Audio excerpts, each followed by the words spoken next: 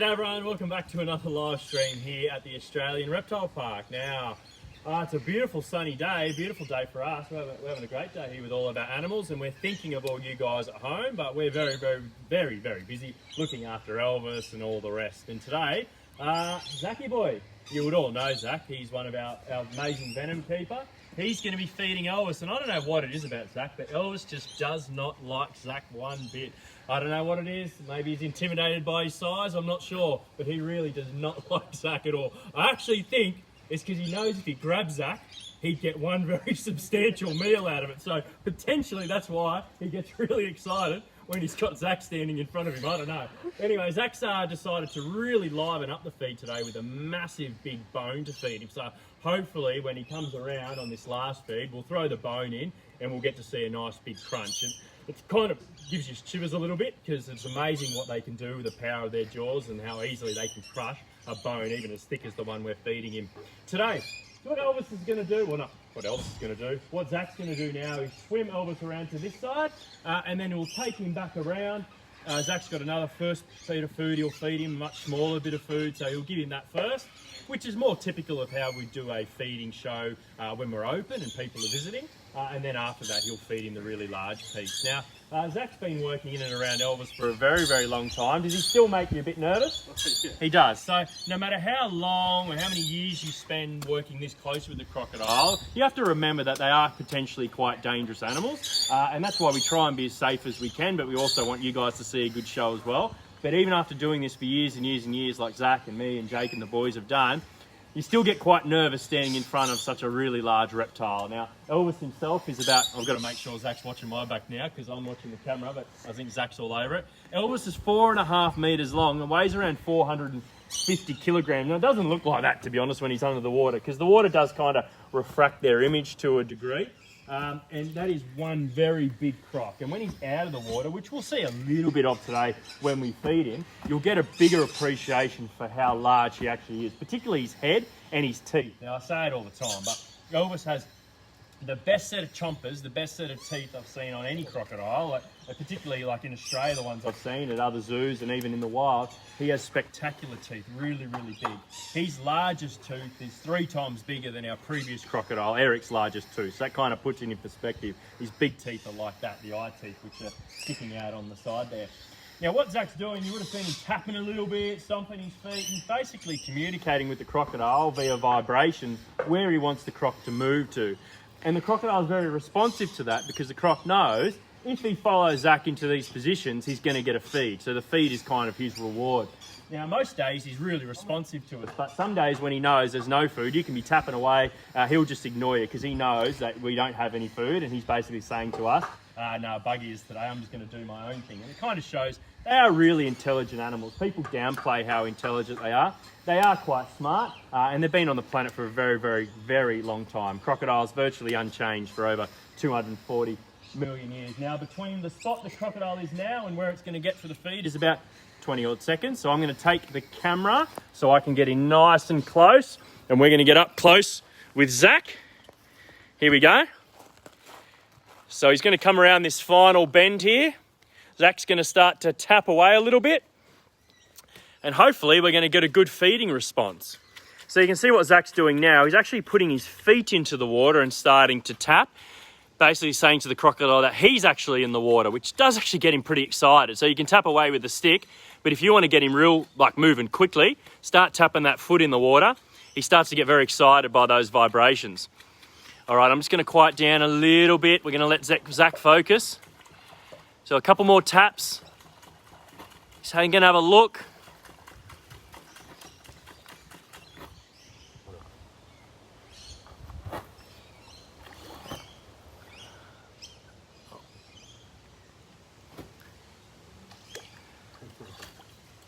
Oh!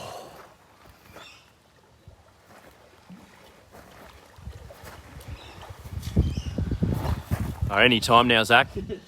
Come on.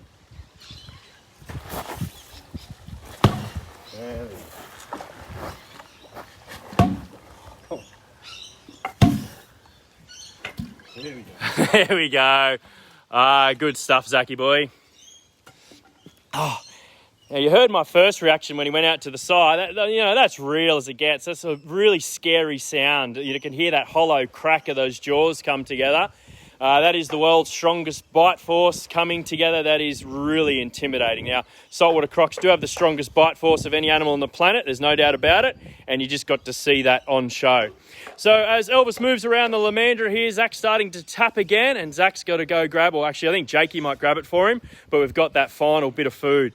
But whilst we've got him cruising, let's just get some footage of watching a crocodile do what he does best. Look at the way he's gliding through that water.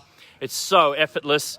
Imagine this bloke at the Olympics swimming along. He'd do pretty well, I'd imagine. Not for the competitors, but he'd be a great swimmer. So now he's going underneath the water. Tail's moving around a little bit. Legs moving forward.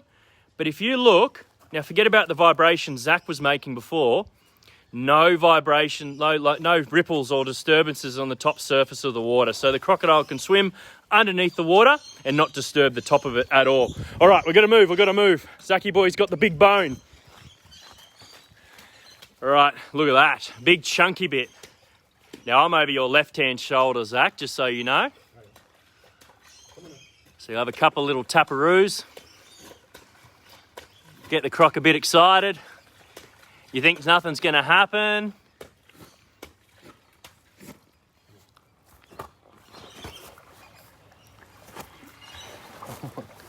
Right, just going to lob it to him? Yeah, lob it to him. Oh. Wait for this. Oh. And his tooth's come out.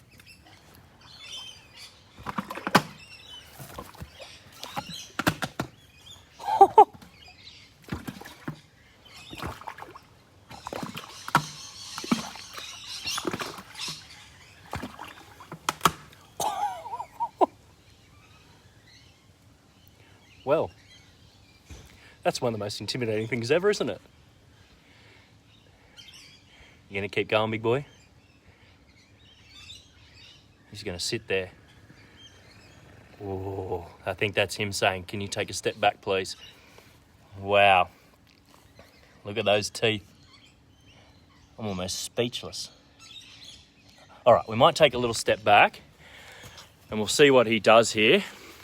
Because of the size of the food, there is a chance he might try and hold on to it for a little bit. I'm sorry, there's a bit of a streak of light coming across off the face of the phone there, but that really is a pretty incredible shot of those teeth. Now, saltwater crocodiles typically have 64 to 72 teeth, and you're seeing nearly every bit of those. Now, I think, Zac, did you say a tooth come out? Yeah, good sized tooth come out of his left side. Okay, so he's actually lost a tooth during that feed. And a lot of people ask us straight away, what do we do with the teeth? Now, a crocodile in his life will go through thousands of teeth, and he'll go through a full set of teeth every few years. And I believe he's lost a fairly substantial tooth, which I think I can see it now. It's just two behind the bone there, Zac. So if you want to grab that for me, that'd be great. No, you first. No, okay, no, he doesn't want to do that. Anyway, so that tooth is a bit of treasure, which is great, and I think Zac's earned that tooth, so he'll be taking that home in his pocket this afternoon. Now, I'm just going to cue to the boss. Do you want me to keep talking, or do you want to do questions? Yeah, we'll do some questions over on the side there. All right, we're going to move over and do some questions. Elvis looks very happy there with that bone. I just want to show you, like, whoo, how good's that? Look at that head. Isn't that incredible? Well, we're lucky to work with Elvis, there's no doubt about it. Now, I don't know how...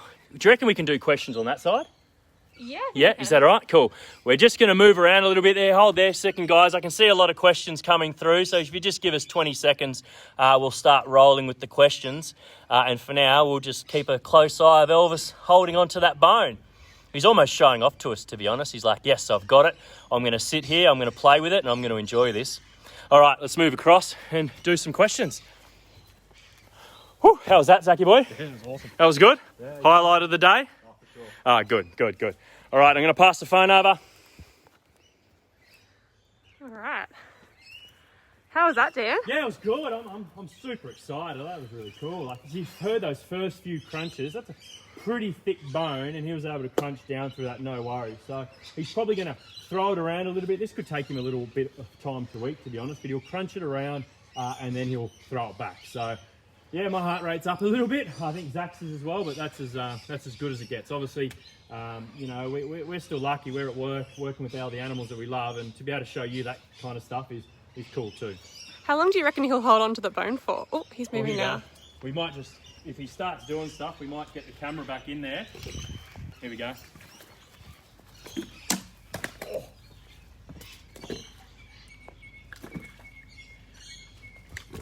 Too good not to watch, right?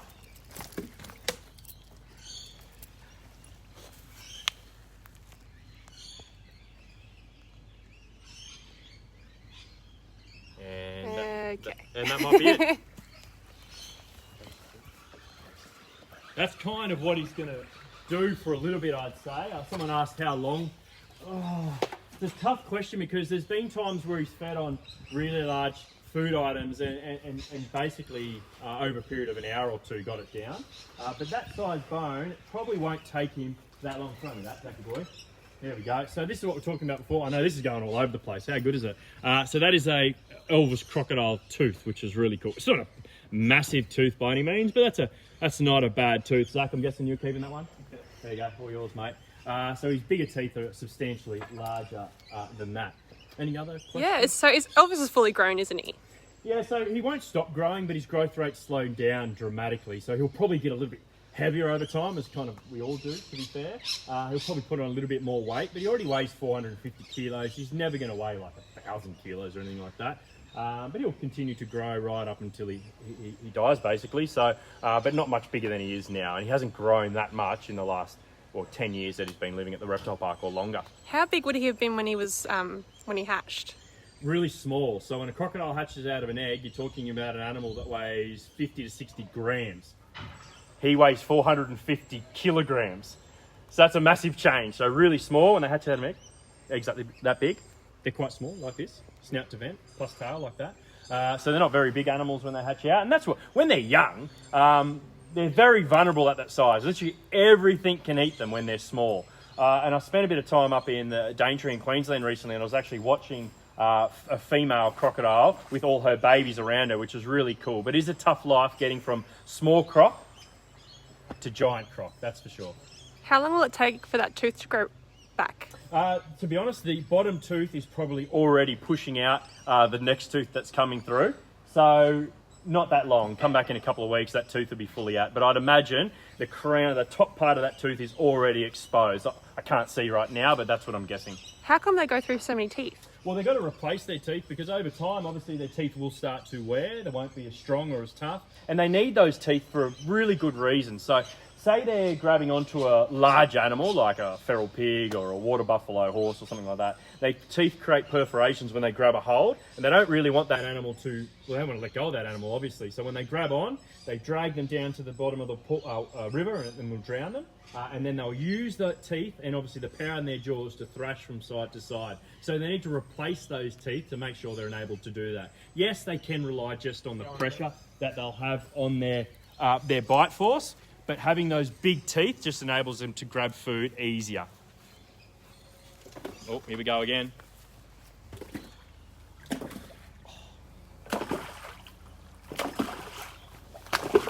So how long will this take him to digest, Dan?